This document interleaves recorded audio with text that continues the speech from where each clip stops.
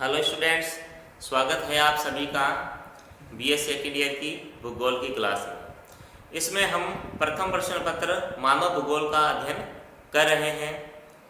तो कल हमने मानव भूगोल के विषय में कुछ चर्चा की थी और जाना था जो मानव भूगोल है वो मानव और प्रकृति के अंतर संबंध का अध्ययन इसमें किया जाता है। तो आज हम मानव भूगोल के कुछ सिद्धांतों का अध्ययन करेंगे। ये जो 3 सिद्धांत हैं मानव भूगोल के, ये बहुत ही अधिक महत्वपूर्ण है। संपूर्ण जो मानव भूगोल का जो अध्ययन है वो इन पे निर्भर करता है। तो इसमें जो पहला नियम है वो है क्रियाशीलता का सिद्धांत या परिवर्तन का सिद्धांत। इसे भी आगे 3 भागों में बांटा गया है: भौतिक शक्तियाँ, जैविक शक्तियाँ और मानव शक्ति। भौतिक शक्ति को भी 3 भागों में बांटा है कि पृथ्वी की आंतरिक शक्तियाँ, सौर ऊर्जा और गुरुत्वाकर्षण शक्ति। उसके बाद दूसरा सिद्धांत है पार्थिव एकता या अंतर संबंध का सिद्धांत। तीसरा है क्षेत्रीय विभेदीकरण या क्षेत्रीय विविधता का सिद्धांत। तो ये जो 3 सिद्धांत है ये बहुत ही अधिक महत्वपूर्ण सिद्धांत है मानव भूगोल के। अब इन सिद्धांतों में क्या है, ये क्या बताना चाह रहे हैं, इसका हम विस्तार से अध्ययन करेंगे। तो पहला जो सिद्धांत है ये है क्रियाशीलता का सिद्धांत या परिवर्तन का सिद्धांत। कल के वीडियो में जो हमने पढ़ा था कुमारी सैंपुल की जो परिभाषा थी मानव भूगोल की, उसमें हमने पढ़ा था, उन्होंने कहा मानव को उन्होंने क्रियाशील बताया और पृथ्वी को परिवर्तनशील उन्होंने बताया था।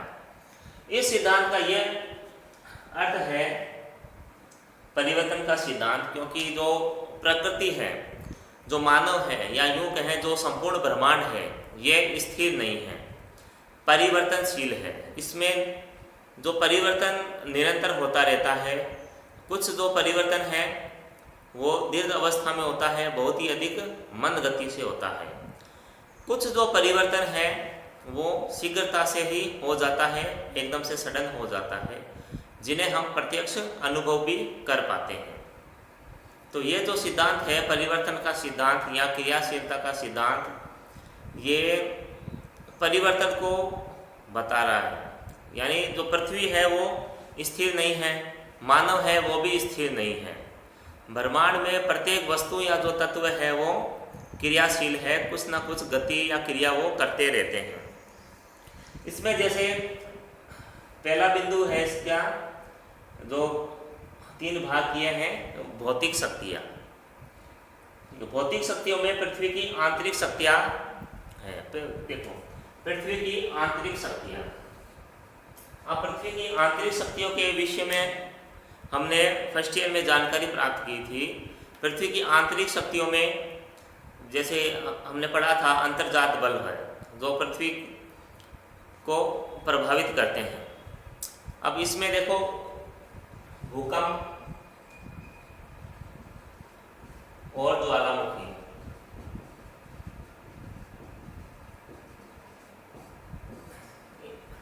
भूकंप और ज्वालामुखी से हम सभी परिचित हैं। जब भी ये पृथ्वी आते हैं तो ये पृथ्वी पर परिवर्तन लाते हैं। मान लो अगर भूकंप की हम बात करते हैं, भूकंप जब भी आता है तो विनाश का कारण होता है। पृथ्वी पर जो निर्माण कार्य किए गए हैं उनका वो ध्वस्त हो जाते हैं। उसके बाद ज्वालामुखी है। ज्वालामुखी भी यही कार्य करता है। एक गांव या शहर है, अगर वहाँ ज्वालामुखी विस्फोट होता है तो संपूर्ण वो गांव या शहर है वो नष्ट हो जाता है। हालांकि इनसे कुछ फायदे भी होते हैं, लेकिन जो लाभकारी कार्य है वो कम है, नगण्य है, नुकसान अधिक होता है इनके द्वारा। तो पहला जो सिद्धांत है ये पृथ्वी की आंतरिक शक्तियों का है। अब जो परिवर्तन है, जैसे मैंने कहा था, जो परिवर्तन है कुछ तो बहुत अधिक मंद गति से होते हैं, जिन्हें हम अपनी आंखों के द्वारा देख नहीं पाते हैं, महसूस नहीं कर पाते हैं। उसके अलावा कुछ जो परिवर्तन है वो बहुत अधिक तीव्र गति से होते हैं और हम उसका प्रत्यक्ष रूप से उन्हें देख पाते हैं। भूकंप या ज्वालामुखी की जो क्रिया है वो एकदम से सडन होती है। इनके द्वारा जो परिवर्तन होता है उसे हम प्रत्यक्ष रूप से देख पाते हैं और महसूस भी कर पाते हैं। उसके अलावा सेकेंड बिंदु है सौर ऊर्जा। सौर ऊर्जा या सूर्य शक्ति। अब जो संपूर्ण पृथ्वी है यह पूर्ण रूप से सूर्य पर निर्भर करती है एनर्जी के लिए। जैसे एक क्रम है कि सूर्य के द्वारा जो पौधे हैं वो भोजन बनाते हैं और पौधों से मानव और जो जीव है वो भोजन प्राप्त करते हैं। ये एक खाद्य श्रृंखला है, एक क्रम है, ये चलता रहता है। अगर सूर्य नहीं होता तो पृथ्वी पर जीवन भी नहीं होता, क्योंकि जो सूर्य है वो पृथ्वी के वायुमंडल और इसके जो वातावरण है इस पर भी बहुत अधिक प्रभाव डालता है। सूर्य के कारण ही वायुदाब का कम होना, अधिक होना, तापमान में परिवर्तन होना, वर्षा होना, ये सभी सूर्य पर निर्भर करते हैं। तो इसलिए ये जो सौर ऊर्जा है इसके द्वारा भी पृथ्वी पर परिवर्तन लाए जाते हैं। उसके बाद हम बात करते हैं गुरुत्वाकर्षण शक्ति की।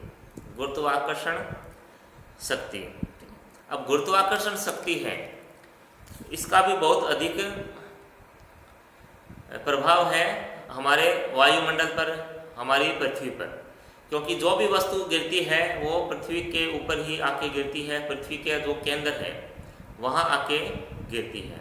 जो वायुमंडल है वो भी गुरुत्वाकर्षण के कारण ही पृथ्वी से सटा हुआ है। अगर गुरुत्वाकर्षण नहीं होता तो वायुमंडल टिक नहीं पाता। अगर वायुमंडल भी नहीं होता तो पृथ्वी पर मानव की उत्पत्ति नहीं होती। उत्पत्ति इसलिए नहीं होती क्योंकि किसी भी जीव के लिए या मानव के लिए निवास के लिए एक अनुकूल वातावरण होना चाहिए। क्योंकि जब पृथ्वी की उत्पत्ति हुई थी प्रारंभिक समय में, तो पृथ्वी एक आग का गोला थी, बहुत अधिक गर्म थी। धीरे धीरे जो पृथ्वी है वो रहने योग्य बनी है। उसके अलावा इस पर जो जीवन की उत्पत्ति है वो भी धीरे धीरे हुई है। तो ये इसके क्रियाशीलता का सिद्धांत है, इसके भौतिक शक्तियाँ का हमने अध्ययन किया है। उसके बाद है जैविक शक्तियाँ। अब जैविक शक्तियों में पौधे भी आएंगे और जीव भी इसमें सम्मिलित किए जाएंगे। जैविक शक्तियाँ,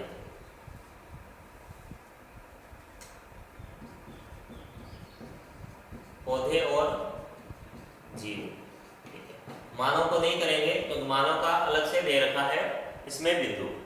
तो जैविक शक्तियों में पौधे और जीव जंतु को इसमें हम सम्मिलित करेंगे। सबसे पहले बात करेंगे पौधे की। अब देखो पौधे किस तरह से परिवर्तन लाते हैं।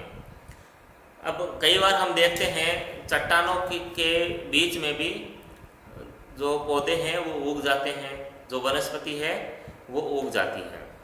तो वो वनस्पति क्या करेगी, फिर अपने जड़ों के द्वारा उस चट्टान को तोड़ेगी, उसे कमज़ोर करेगी। चट्टान जब टूटेगी, चट्टान टूटेगी तो चट्टान के टूटने के कारण मिट्टी का निर्माण होगा। चट्टान के टूटने के कारण मिट्टी का निर्माण होगा और जो मिट्टी होती है वो फसल और पेड़ पौधों के लिए उपयोगी होती है। क्योंकि जब जो मिट्टी है, जो मृदा है वो उपजाऊ होगी तभी उसमें फसल है वो उग पाएगी। जब अब बात करते हैं जीवों की। अब जीव किस तरह से परिवर्तन आते हैं। देखो जो जीव होते हैं, कुछ जो जीव है अपने पैर है जो खुर के द्वारा जमीन को या चट्टानों को तोड़ देते हैं। कुछ जीव है वो पृथ्वी में बिल बना के रहते हैं, जैसे चूहे हैं ये बिल बना के रहते हैं। तो ये भी जो चट्टान या पृथ्वी है उसे कमज़ोर करते हैं और उसे खोदते हैं, जिससे पृथ्वी पर या प्रकृति में परिवर्तन आता है। उसके बाद हम मानव शक्ति की बात करेंगे। मानव शक्ति से सभी परिचित हैं और मानव ने पृथ्वी पर बहुत अधिक परिवर्तन ला दिया है अपनी ज्ञान से, अपने कौशल के द्वारा। जहाँ कहीं भी, जैसे उदाहरण के लिए, जैसे अब सड़क का निर्माण करना है, सड़क या बांध का, सड़क या बांध का जब निर्माण करते हैं तो मान लो अगर कोई पहाड़ है या वन है, ठीक है, उनको मानव सबसे पहले हटाता है, ठीक है। अब पहाड़ है, वन है, इनको हटाने के लिए मानव मशीनों का उपयोग करता है और वहाँ पर सड़क या बांध का निर्माण कर देता है। तो ये एक परिवर्तन है। हालांकि ये मानव के लिए हानिकारक है, क्योंकि वनों को नुकसान पहुँचाना या पहाड़ों को हटाना ये मानव विनाश का कारण है। लेकिन यहाँ बात हम केवल परिवर्तन की कर रहे हैं, क्योंकि जो सिद्धांत है वो क्रियाशीलता का सिद्धांत या परिवर्तन का सिद्धांत हम पढ़ रहे हैं। तो मानव नदियों से सिंचाई के लिए नहरें निकालता है, नदियों पर पुल बनाता है, भूगर्भ में छिपे हुए जो खनिज पदार्थ हैं उन्हें खोदकर बाहर निकालता है, गांव और नगर की स्थापना करता है। मान लीजिए कोई गांव है,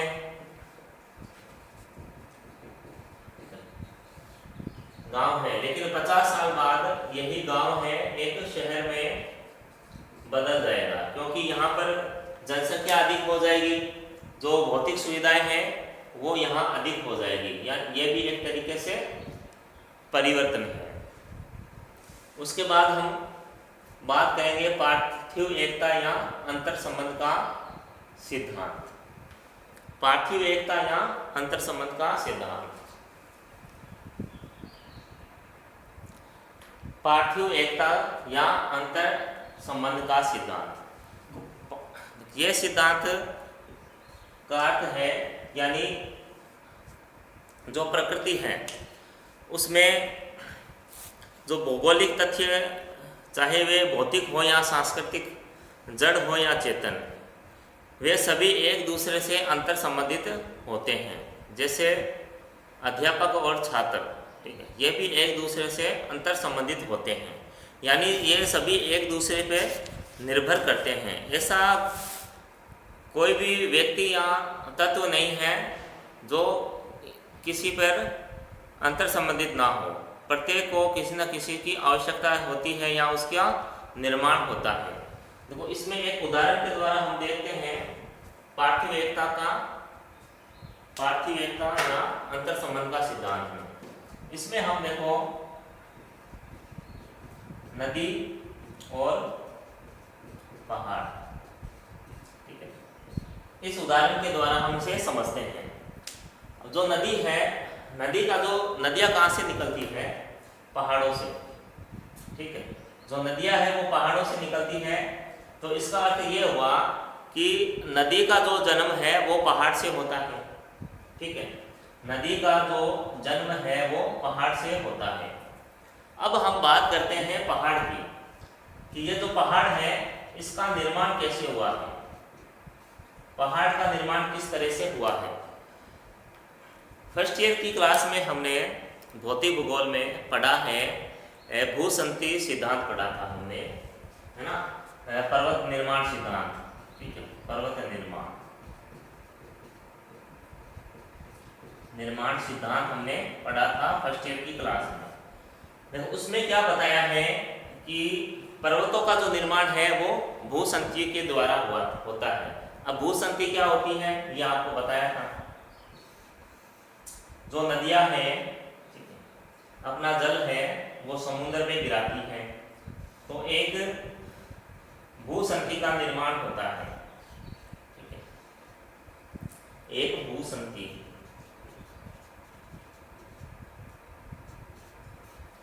एक भूसंति का निर्माण होता है। अब भूसंति का निर्माण कहाँ हो रहा है? सागरों में हो रहा है। किसके द्वारा हो रहा है? नदियों के द्वारा। यानी जो नदियाँ हैं वो सागरों में जल गिरा रही है, और नदियों के जल के साथ अवसाद होते हैं, कंकर, पत्थरी, मिट्टी, पत्थर, ये नदी अपने साथ बहा के लाती है और एक भूसंधि का निर्माण होता है। जब इस भूसंधि में संपीड़न होता है, संपीड़न जब बल कार्य करता है तो पर्वत का निर्माण होता है, पर्वत निर्माण। तो इसका अर्थ यह हो गया कि नदी के द्वारा पहाड़ का निर्माण हुआ है और पहाड़ों से नदी प्रवाहित होती है। इस तरह से ये एक दूसरे से अंतर संबंधित होती है, और यही पार्थिव एकता का सिद्धांत है। उसके अलावा एक और उदाहरण लेते हैं जलवायु का। अब जो वनस्पति है, जो वनस्पति होती है वो पूर्ण रूप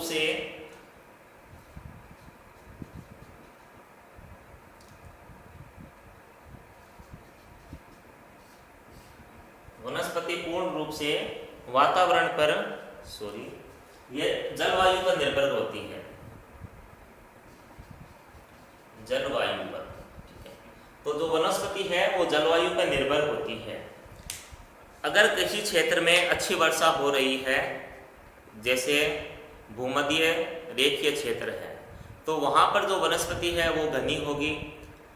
अगर जैसे मरुस्थलीय क्षेत्र है, जैसे थार के रेगिस्तान की बात हम करें, राजस्थान की हम बात करते हैं, खासकर पश्चिमी क्षेत्र की, तो इस क्षेत्र में जो वर्षा है वो बहुत कम होती है, तो यहाँ जो वनस्पति है वो अलग तरह की पाई जाती है।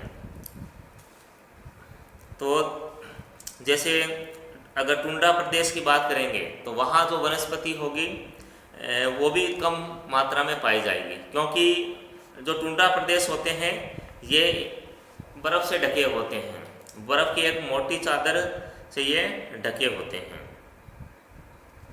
उसके अलावा जो पशु हैं, जीव जंतु हैं, वो भी वनस्पति के अनुसार पाए जाते हैं। जैसे घास के मैदानों में घोड़े, भेड़, बकरियां ये अधिक पाई जाएगी, क्योंकि ये शाकाहारी पशु होते हैं और घास इनका भोजन होता है।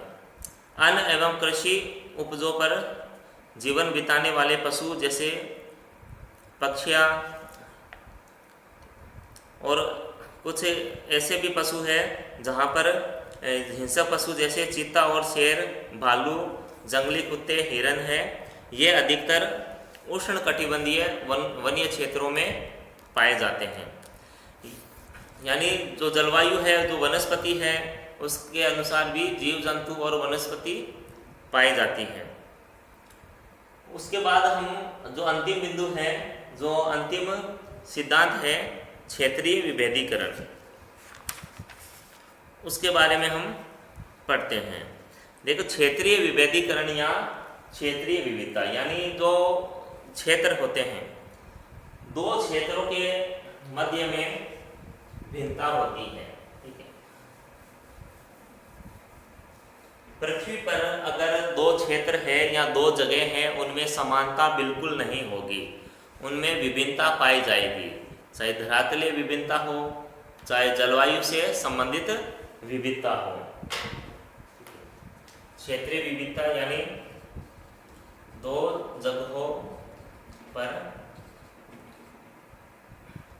विभिन्नता, विभिन्नता या भिन्नता होती है उनमें, क्योंकि दो जगह हैं। अब जैसे अगर बात करें हम जहाँ हम रहते हैं, ठीक, और यहाँ से अगर हम कोई 100 किलोमीटर 200 किलोमीटर जाएंगे, वहाँ का जो धरातल है वो अलग होगा, वहाँ की जो जलवायु है वो भी अलग होगी। यही क्षेत्रीय विभेदीकरण का सिद्धांत है। पृथ्वी पर कई ऐसे भू आकार भी है जो कि बहुत अधिक ऊंचे हैं। जैसे हिमालय पर्वत की हम बात करते हैं, जो हिमालय पर्वत है इसकी ऊंचाई बहुत अधिक है। और उसके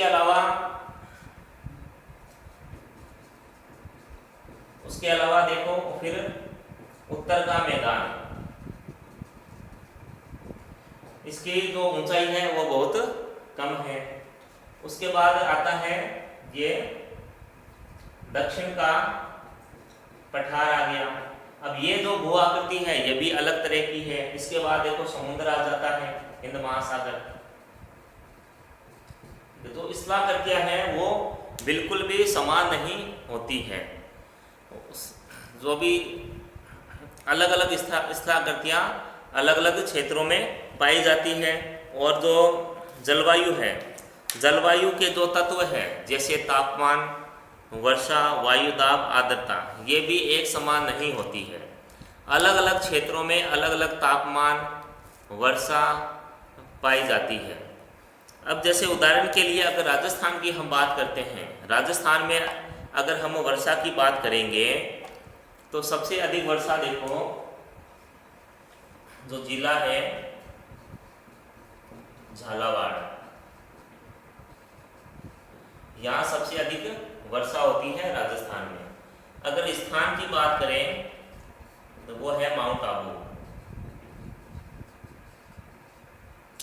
यहाँ सबसे अधिक वर्षा होती है। कम वर्षा होती है जैसलमेर। अब देखो राज्य एक ही है राजस्थान, ठीक है, लेकिन भिन्नता देखो इनमें। सबसे अधिक जो वर्षा है वो झालावाड़ में होगी और सबसे कम वर्षा है वो जैसलमेर जिले में होगी। तो इस तरह की ये विभिन्नताएं हैं ये पाई जाती हैं।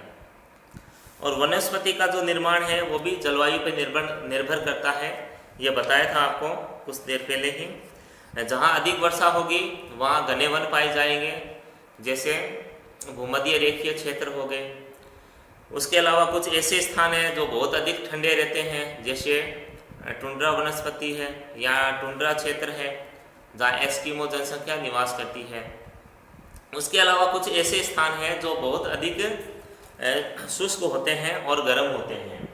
इसमें जैसे सहारा रेगिस्तान, कालाहारी, थार मरुस्थल और जो ऑस्ट्रेलियाई रेगिस्तान। तो कोई भी मतलब कि जो धरातल है उन सभी में विभिन्नता है। अब जैसे स्थल और जल, स्थल और जल की बात करते हैं तो इनमें भी विभिन्नता है। अब स्थल तो है मात्र 30% और जल पाया जाता है 70% भाग पर। तो स्थल और जल में भी विभिन्नता पाई जाती है।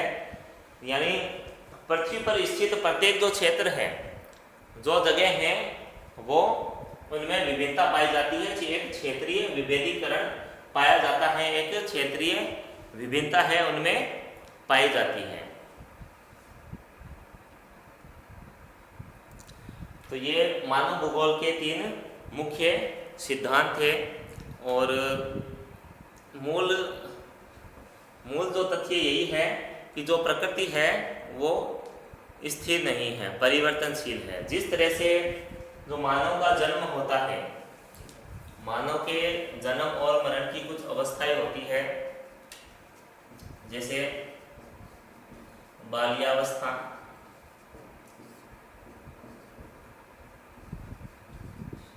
युवावस्था, प्रौढ़ावस्था होता है, जीर्णावस्था। उसके बाद जो मानव है वो समाप्त हो जाता है। तो इसी तरीके से जो प्रकृति है उसमें जो वस्तुएं हैं वो बनती रहती है और समाप्त होती रहती है। निर्माण कार्य निरंतर चलता रहता है। ठीक है, तो आज के लिए इतना ही। तब तक घर पे रहें, स्वस्थ रहें। धन्यवाद।